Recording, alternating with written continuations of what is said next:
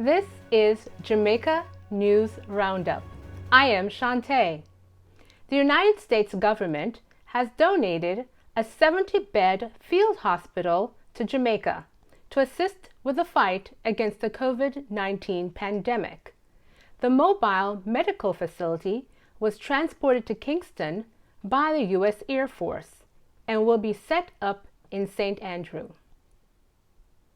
Former PNP cabinet minister Bobby Pickersgill was hospitalized after testing positive for COVID-19. He was admitted to the Medical Associates Hospital and then transferred to the University Hospital of the West Indies. The Minister of Health announced that next month it will begin rapid antigen testing for COVID-19, which will be available in the public health system. Currently, there are 5,588 cases of COVID-19 and 77 fatalities.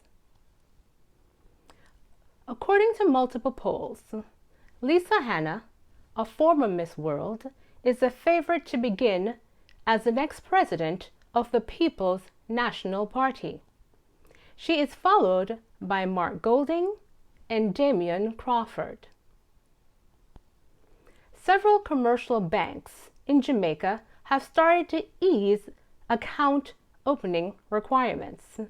For a low-risk bank account, one needs a TRN number and a government-issued ID.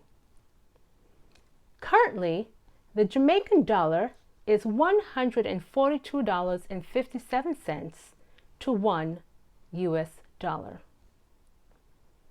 This has been Jamaica News Roundup. I hope you have a blessed weekend.